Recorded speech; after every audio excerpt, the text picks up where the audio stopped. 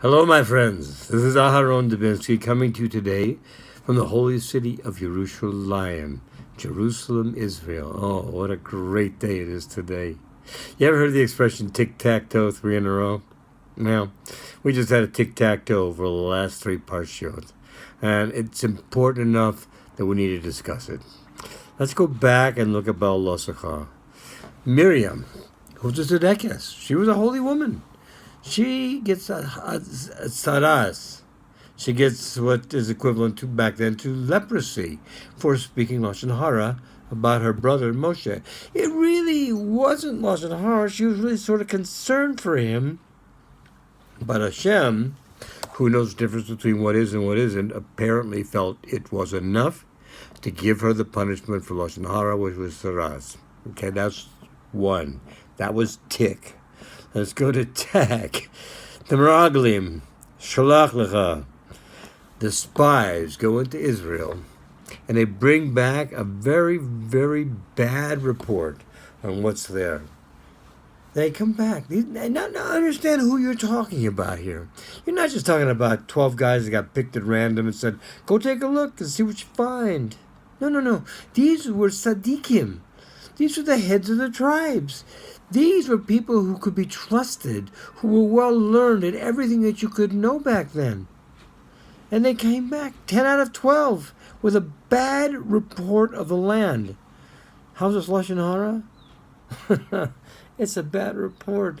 Lashon Hara can be a bad report about people. It can also be a bad report about the land. So once again, we have a case of Lashon Hara. This time, the Lashon Hara is against the land of Israel, the land of Hashem, the land where he started creation for everything that you see today.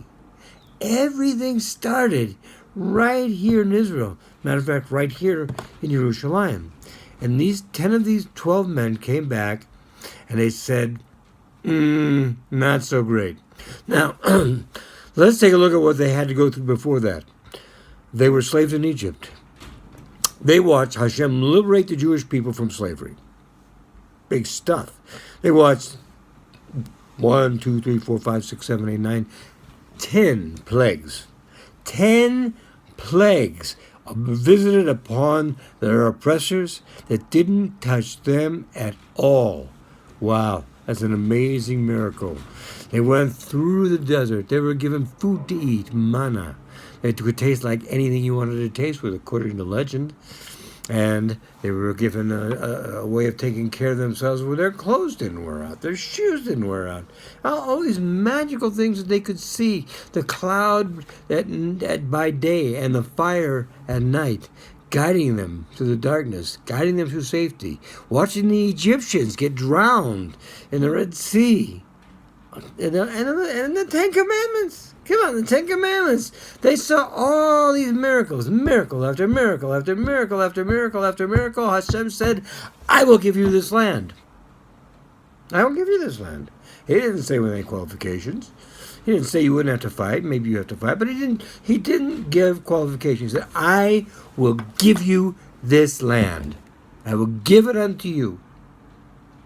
And yet 10 out of 12 came back and said, we can't do it. They're fortified, they're taller than we are. We look like grasshoppers in their eyes.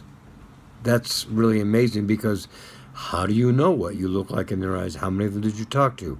What did they say? Say, oh, you guys look like grasshoppers in our eyes. Of course not. It was their own lack of self-confidence where this came from. And this is what led to them doing Lashon Hara about the land of Israel. Terrible thing to do. When Hashem says he's going to give you something, believe him. He means it. And his word is good. You don't have to. That's why it starts out, Shalech Lecha, send for yourself. In other words, you don't have to send anybody there. You know, I'm telling you, I'm going to give it to you. But if you want to check it out, go ahead, send some people there. So, Tak, the second Lashon Hara, the land of Israel. First Miriam, second the land of Israel. Third, Korach. That's this week's portion. Korach kach. Korach took. That in itself says a lot. That he's the kind of individual that would take. Whereas Moshe was the kind of individual who would give. Now, Korach made all sorts of great arguments. He was well versed. He was a tzaddik. He knew all the arguments. He asked questions of Moses like, what if you wear a garment made totally of techeles, totally of this blue thread that we talked about? Do I have to wear tzitzis, or have I fulfilled the commandment? Well, it's a crazy question. It has no basis in what you need to do to live day to day. But he knew it was something he could really try to stump Moshe with. But anyway, he took 250 people. 250 people. And the price for being against Moshe, against God's chosen leader of the Jewish people, the earth swallowed them up whole. And once a year, they all get to say, we were wrong, Moshe was right. We were wrong, Moshe was right. Are you seeing a pattern here on Lashon Hara? Do you see what it does? And in some of the cases, you wouldn't even really know that it was Lashon Hara if I didn't tell you, maybe. And if the Torah didn't tell you that it was Lashon Hara. It's just talking. We have to be so careful in everything we say. The words we say can be very, very telling about who we are. It tells who we are because we say these words and we say them with a purpose. When have you ever said something without a purpose? Think about it. We say everything with a purpose. And the purpose of most Lashon Hara is to put down the other person. Now, as we've talked about before, you can speak perfectly nicely about somebody else. And you don't mean any harm at all about it. You're just talking, They're just talking, You need food? Go to the Goldstein family up on the hill. They've always got a pot on the stove. You're thinking, I'm saying something lovely about these people. They always keep food around in case strangers are coming through town and need some. And the person you're talking to may think, gosh, they must all weigh about 400 or 500 pounds if they've always got food cooking there. So even though you meant well by what you said, it's still Lashon Hara. And Lashon Hara is very, very dangerous. We've talked about this before, about the Rav who took his students up on a hill and said, let me explain to you about Lashon Hara. You see this pillow? Watch. And he cut the bottom and he shook it. And the feathers went everywhere, as they would do if you opened up a pillow. And he said, okay, now go collect all the feathers and put them back. The students looked at him like he was crazy. How could you possibly get all the feathers and get them back in that pillowcase? You couldn't. You could never make it the way it was. You could never make it the way it was. Same thing with Lashon Hara. You can't go back and make it better. You can't go back and make it what it was because you've already done something to it. We have to be so careful in life. The things that we do, all of our actions have consequences.